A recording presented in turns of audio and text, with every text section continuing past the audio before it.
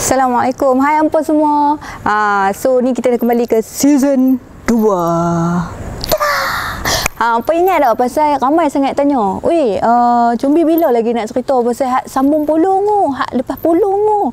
Aku kata, aku nak cerita macam mana start daripada polong ni lah, yang ke episod polong ni lah boleh berkecimpung dalam bidang-bidang ni. Bukan cuma nak cerita lepas pada cerita polong ni lah yang mula peka mata tu, mula sedap kata mata tu dah macam kerap-kerap lah nampak benda-benda ni. Maksudnya nampak benda-benda yang berkaitan dengan dunia makhluk lain ni. So kita nak cerita episod 2, orang kata kedua sambungan polong first ni lah.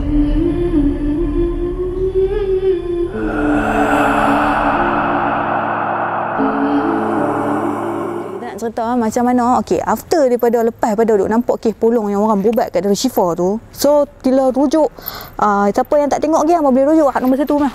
Okey, polong nombor 1. So start daripada tu lah mata ni mula rasa lah dunia benda-benda ni macam selalu nampak benda-benda pelik-pelik, selalu nampak benda-benda seram ni. Tapi ni based on true story diri sendiri lah. Kalau orang nak percaya, tak mau percaya lah. Macam biasalah kami kat sini cuma nak kongsi apa yang kami pernah ada pengalaman sendiri, bukan nak paksa-paksa orang untuk percaya benda ni. Tu hak masing-masing. Okey, so kita cukup setakat kita hormat sama-sama kita. Nah, kita nak cerita sebab apa pentingnya kita hormat alam Allah ni, sebab alam Allah ni bukan kita saja penghuninya. Jadi kita kena hormat makhluk-makhluk Allah yang lain sebab kita duduk dimensi yang berbeza tapi dalam dunia yang sama. Sebabnya apa yang boleh cakap macam ni, lepas pada kes polong tu, balik daripada berubat tu, seminggu lepas pada berubat, ada satu tragedi yang orang kata start daripada tu terus mata ni macam lalu dekat highway, kadang-kadang nampak benda-benda yang bukan-bukan. So kita nak kongsi sikit lah lepas daripada tolong pergi tengok orang berubat yang kes polong tu, apa yang jadi lepas tu. Cerita dia macam ni, lepas pada seminggu atau 2 minggu lah, orang kata dekat sebulan lah, dah relax kan, yang ikut seorang orang tua yang kami panggil Tok Cik ni pergi berubat. Jadi start daripada malam yang nampak pocong buat rasa Azim, aku tak suka sebut benda tu polong, nampak polong tu. Lepas pada tu 2 minggu direct mimpi benda tu. Dalam seminggu tu aduk mimpi direct benda yang macam akak kayu tu lah, yang bunyi binatang yang aku nampak kat dekat episod 1 tu lah, polong kita panggil. Dia duduk dengan lidah jelai, mata buka macam tu, duk mimpi dia duk main menyerenggai. Mata nak menyerenggai tu, dia macam dalam mimpi dia macam macam tu, faham tak? Macam dalam mimpi dia main, dia macam sergah rambut macam tapi dia ada bunyi yang agak hang tak boleh dengar, macam bunyi macam tu, macam tulang bunyi kerak. Faham tak? Aku nak abang aku tak hati. Tapi lepas daripada tu nampaklah benda yang pelik-pelik ni. Sampai maghrib, pantang maghrib, kalau aku duduk kat atas jalan raya, mesti akan nampak benda-benda lalu. Walaupun bukan dari bentuk yang pejai macam hologram, hang nampak ada benda lalu tapi orang lain tak nampak.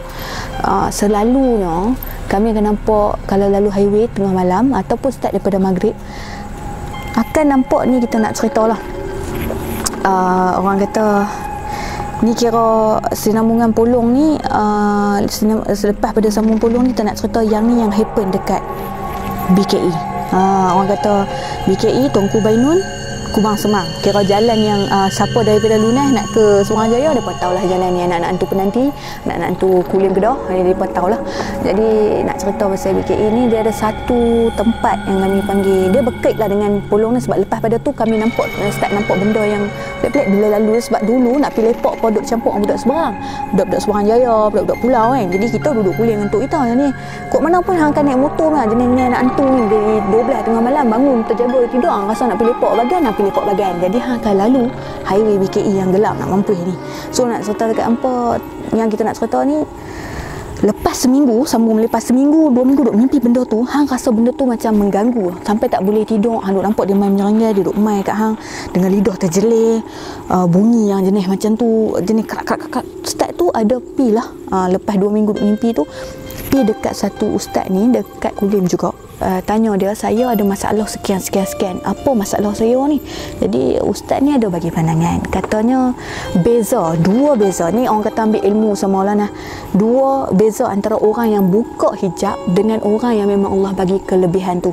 Tapi ada dua jenis orang yang ada kelebihan. Salah satunya, ada orang yang sengaja pergi buka gatai ni, jenis gatai saja berani tak kena tempat ni, pergi buka. Dan ada orang kata pantang larang dah. Selalunya orang yang pergi buka minta orang lain tolong buka kat dia ni, yang kena tutup pun hijab dia balik adalah orang yang tolong buka. Jadi kalau orang tu meninggal, hang dia tahulah nasib macam mana. So kalau orang yang ada kelebihan sendiri, macam mata dia memang boleh nampak, mungkin satu kelebihan yang Allah bagi. Sampai ustaz yang Darul Shifa ni cakap kat saya, kalau kita bawa ke jalan elok, eloklah dia. Kalau kita bawa ke jalan yang tak elok, tak eloklah. Sama lah macam diri kita, khurin kita, hati kita. Jadi apa yang boleh bagi tahu kat sini adalah pengalaman hidup. Bila hang dapat tahu mata hang tu seolah tak boleh ditapi. Jadi bila tanya dekat Darul Shifa ni, dia bagi tahu kat saya, dia kata mata hang ni, ustaz ni lah, mata hang ni, aku nak tanya hang Ustaz, ni ustaz nak tanya hang lah macam tu. Masa tu ada orang duk berubat lagi, ramai ni duk main lah, duk ratok. Masa turn kita tu dia ada orang-orang muda lah, dia punya anak-anak buah yang tolong nak berubat orang lah. Ustaz tu tanya saya, nampak tak makcik yang duduk kat tepi tu? Jadi saya pun tengoklah kan, memang belah kanan ni nampaklah orang duk berubat ni, ada seorang makcik duduk lah, duk tunggu turn kan. Lepas tu kata kat ustaz ni, makcik yang mana? Yang pakai kain batik kat atas kepala ni ke? Sebab lama tak nampak orang-orang tua yang amaikan pakai kain batik jenis relung tu kan. So kita pun macam, makcik tu tengah tunggu turn, nampaklah makcik duduk sebelah budak muda ni. Lepas tu ustaz tu kata, hang panggil kawan hang kat belakang tu, mai Sat. Jadi kita panggil member teman. Kata, mai Sat, panggil dia. Jadi member mai, nampak tak makcik tu? Ustaz tu tanya. Lepas tu member dia kata, makcik mana? Saya nampak seorang budak lelaki je kat situ. Jadi masa tu baru hang dapat trace apa yang ustaz yang cuba nak abang. Kata, hang memang nampak, kawan hang tak nampak makcik tu. Hang nampak ada makcik kat situ. Hang nampak tak dia pakai, tanya dia pakai kain batik mana? Dia kata, tak ada. Start daripada tu lah baru dapat tahu, kata, oh yang aku nampak tu benda yang ikut budak ni. Budak yang nak berubat ni, dia ada masalah. Dia selalu nampak nenek-nenek ni main jaga dia dari dia sekolah sampai dia besar. Jadi masalah dia adalah dia selalu dia selalu kata bila ada orang nak bully dia kat sekolah, budak tu mesti esok akan main minta maaf kat dia, akan ada kena cakap, akan lebam. Jadi dia main tu nak berubat sebab makcik dia ni, orang tua yang saya nampak tu adalah makhluk halu lah. Jadi maksudnya mata memang nampak. Jadi ustaz tu kata, kalau kamu bawa ke jalan yang baik, ingat semayang kena cukup. Orang kata, kalau hang nampak benda-benda ni, iman hang nak kuat bang, power lah, tak ada weh. Kalau hang nak perasa ilmu, tak ada lain. Kalau kata ilmu hang nak elok dalam bidang agama, kalau lagi tinggi iman hang, lagi kuat hang semayang, lagi hang pandai amal surah ni, lagi kuatlah semangat hang, lagi kuat iman hang. Sebab nak nampak benda-benda macam ni bukan benda melawak lah. Saya hampir gila dulu. Boleh kata masa start yang mata boleh nampak 2 bulan, kalau tak boleh kontrol iman, tak boleh kontrol hati, saya rasa lah ni saya dah cakap sorang-sorang kira bantu tepi jalan. Bukan nak kata, sebab memang hang bangun, hang nampak benda-benda yang pelik walaupun siang hari. Orang kata, kalau hantu yang dia nampak malam dah, siang pun dia ada. Jadi cuma dia nak tunjuk dekat orang tu, dia pilih. Kadang-kadang ada orang yang dia memang boleh nampak telus tu. Tapi ada orang yang dia tunjuk, dia akan tahu orang yang boleh nampak dia. Jadi saya nak cerita satu pengalaman yang memang sampai lah, saya nampak ada satu makhluk yang start daripada habis tu, lalu habis pada tahap berubat tu, start pada tu lah journey saya tu bermula. Maksudnya kira lalu tu nampak je benda pelik-pelik. Lebilah hang dah tahu dah mata hang boleh nampak, hang lagi rasa takut. Bukan dia nak rasa seronok, dia rasa goyang masa tu. Alamak kan, hang jadi takut esok tu hang nak nampak macam benda apa ikut jalan ni. Hang tak mau tengok pun dia nak tunjuk macam tu. Jadi kita cerita macam mana lepas pada Darul Shifa tu, bermulalah 2 bulan lepas tu yang boleh kata heavy ni. Kita nak cerita pasal BKE Kubang Semang dan juga Tuanku Bainun, laluan highway Tuanku Bainun lah, dekat tempat tu kita panggil Tuanku Bainun. Nah, yang paling orang kata selalu jadinya kemalangan adalah di area jalan motor Tuanku Bainun tu. Sebab yang mana yang tahu daripada 3 segi yang silap buat dekat lorong motor tu, hampa boleh tahu lah dia punya 3 segi divider yang bentuk 3 segi, tiba-tiba duduk kat tengah. Hampa boleh tengok lah benda tu. Jadi nak cerita masa tu, biasalah hantar budak-budak muda dentang semayang, orang maghrib, orang duduk dalam rumah, maghrib duduk di jalan raya. Jadi macam tu lah. Jadi nak cerita kat hampa, benda ni agak scary, agak heavy. So kita nak cerita pasal BKE. Jadi daripada laluan utama, daripada Lunas naik BKE untuk ke Sembangan Jaya, hang akan lalu lah jalan first tu Lunas, atas sikit hang akan jumpa penanti, lepas penanti tu hang akan jumpa Tuanku Bainun. Dia pertengahan antara nak sampai ke Kubang Semang dengan Lunas. Jadi sampai ke Tuanku Bainun tu, siapa kita panggil Tuanku Bainun? Tepi highway tu dia ada satu maktab perguruan Tuanku Bainun. Jadi kita panggil Tuanku Bainun lah jalan tu. Hang nampak atas bukit Tuanku Bainun tu. Okey. Benda ni pun masa maghrib. Naik motor lah macam biasa naik motor. Okey, maghrib naik motor dengan member kami nak pergi Seberang Jaya. Tujuan utama nak pergi rumah member lah kat Bagan, dekat Bagan Jam kan. So nak pergi rumah member, nak pergi melepak rumah dia lah. So awak bawa motor ni, saya duduk di belakang. Memang masa tu kerak jumpa benda-benda ni bila naik dengan orang. Alhamdulillah lah tak jumpa time naik sorang-sorang, dia tak boleh accident macam tu lah. Jadi lalu dekat satu jalan ni, dekat kami dah lepas daripada penanti punya gon, jadi kami nak lalu dekat depan Tuanku Bainun. Highway biasa straight. Highway straight. Tiba-tiba nampak ada satu motor ni duduk tersadar tepi jalan. Motor ni memang barai betul-betul. Kita tengok, baru accident kan. Tapi baru perasan, ada orang duduk. Kata kat member kami jalan, orang accident ke? Kami jenis suka tengok biasa dulu kalau member ni tengok nombor orang accident tengok nombor lah. Nak tikar nombor, tengok nombor plate. Orang Melayu kita kurang rapat betul. Kira berhenti nak tengok lah kod member lah hati kita. Motor siapa accident mesti semalam. Pasal keadaan motor tu memang teruk gila. Motor tu saya ingat motor legenda ke apa, tapi Yamaha lah. Tapi tak pasti, tapi memang rasa legenda. Sebab masa lalu tu nampak handle dia jenis meter dia tu lah macam. Lepas tu berhenti, member tu bawa pelan-pelan berhenti, kami lalu jalan, kami ambil jalan kereta, tak lalu jalan motor.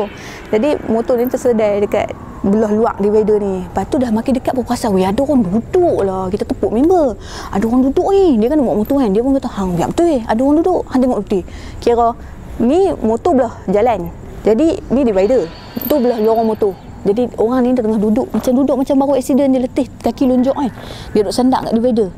Kata, nampak macam apek tua, tak apek tua nak. Lepas tu kata, orang tutur dia baru accident mah. Jadi berhenti, betul memang member pun nampak. Jadi kami park agak jauh dalam sini dengan situ. Jadi motor dia kat situ. Kami kira berhenti, jalan lah, pergi tengok kot apa-apa kan. Sampai tu kami ni memang tak tahulah nak abang kan. Kira sampai jalan tu kami nampak dia duduk. Nampak darah nak meleleh kat baju. Dia pakai pagoda putih ni, apek-apek, memang apek lah. Dia pakai helmet, tak ada visor kan, tapi tak buka lah. Duduk macam tu kan, duduk lembek. Aku tahu dia kena langgak dengan motor lain ke pun. Tapi dia duduk belah ni, motor duduk belah ni. Lepas tu nak jadi serta, tanya kat member, jom kita pergi tepuk apek tu. Member pun pergi lah, uncle, you ada okey lah? Kami memang duduk kat dia, duduk bertinggung, memang sembang dengan dia. Uncle, you ada okey lah? Tanya dia macam tu. Jadi bila tanya macam tu, nampak tu lagi seram. Transformer lalu. Ada okey ke? You okey ke? Dia tengah duduk ni macam lembek lah. Kepala duduk menentuk macam ni. Kita mati pun kan. Lepas tu kira tepuk lah bau dia. Uncle. Dia macam macam tu macam masa tu memang nampak lah darah dari tepi ni meleleh kat baju. Dia pakai pagoda pula. Masa tu kata, kita ni saksi orang accident. Apa orang telefon bila tengok. Jadi duk tengah sembang, duk urut-urut kaki dia. Member lah duk pegang kaki, duk cek-cek kan. Kata, uncle ada telefon kan, boleh nak call apa semua. Jadi kami duk tengok motor memang barai gila lah. Tengah kalik duduk ni kan, duk risau lah. Kita duk tengok kot jalan, tepi jalan motor dekat BKI laluan motor tu lah. Depan ni hutan. Dan dalam tu ada satu lorong yang orang kata apek Cina dalam tu buat batu jerat. Macam nisan jerat ni lah. Jadi dia kata, alamak, dalam tu memang ada satu rumah lah, apek tu. Jadi kita pun macam, depan tu ada rumah apek Cina tak silap aku. Jadi kita pergi tanya, pergi minta tolong apa-apa ke, sebab masa tu call ke apa ke, jadi macam bodoh kan, tak ambil cari telefon pun tak ada orang tua ni. Fikir balik, uncle ni accident dah lama ke apa, orang tak nampak ke kan? Tu BKE kan. Tapi orang lalu lalang nampak kami duk tahan, tapi satu pun tak berhenti. Itu yang pelik, sebab selalunya kat Tuanku Bainun dekat accident, kereta mana pun akan berhenti kalau nampak orang kat tepi tu. Nampak pula orang accident, orang tua pula, kita duk tampan-tampan macam ni. Maghrib, tak, kereta lalu full. Macam kami tak wujud kat situ. Lepas tu dia nak jadi soto macam pelik. Duk kali tengok member duk call. Pelah mai. Geng-geng polis, abang polis pelah lah. Mai. Masa ni lama dah dia pemain nak kereta depa dulu lah. Dia pemain mai, dia tanya kami. Kira kami duduk sini ni, member pun duduk tengok, duduk call ni, duduk jalan sampai hujung main ni, apek ni duduk sini lagi. Jadi bila kita tengok apek tu ada, abang tu mai turun, abang polis lah, abang pelah, mai. Assalamualaikum. Tanya kami, Waalaikumsalam. Hampa buat apa kat sini? Lepas tu kata, ni uncle ni accident. Macam mana nak buat tau? Kami mai pun dia duduk, dia cerita lah. Tak tak tengok dah angka tu. Lepas tu abang tu tampung merepek apa ni, dia cakap yang tu. Jadi macam merepek apa, owner ni dah mati dah semalam, Cina tua dia kata, mati accident motor dia je tinggal kat sini. Hampa tahu tak bila dengar macam tu member yang duk cakap telefon ni kali, sebab kami memang duk nampak lagi orang tua ni depan ni. Kata, abang bilang, ni uncle ni duk terbaring kat sini, dia pakai baju pagoda putih ni apa, abang buta, cakap yang tu kan. Jadi dia kata, hampa ni merepek ni Tunku Bainun, hampa bukan tak tahu kan, start motor balik lah, aku kata. Abang tak boleh kata, start motor balik. Tak pun hampa sampai mana-mana, cari air mineral, hampa minum. Selawat elok hampa minum. Pasal memang betul yang meninggal, yang mati accident semalam tu memang apek tua. Pakai baju macam tu yang kami cakap. Tapi kami tengah nampak dia. Dalam duk sembang abang tu memang dia duk ada apa tahu. Member pun nampak. Jadi start pada tu baru tahu lah, kira memang berantu lah. Sampai kata abang Plus tu halau kami, sampai kami duk tengok kira motor tu. Bangkai motor tu duk ada. Dia kata hampa merepek apa. Dia turun sembang kami cakap pinggang kan. Marah. Hampa merepek apa ni? Owner ni semalam dah mati dah. Memang hang ke tepi. Masa dia cakap owner tepuk.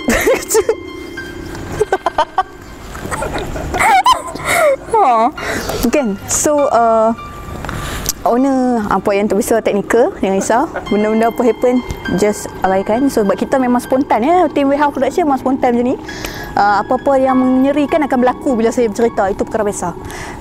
Jadi bila tahu pada start tu, yang tahu nampak apek tua tu, awak siapa benda apa bergolek? Ni lagi seram. Dia jadi on the spot tu. Jangan marah. Nanti kena jual.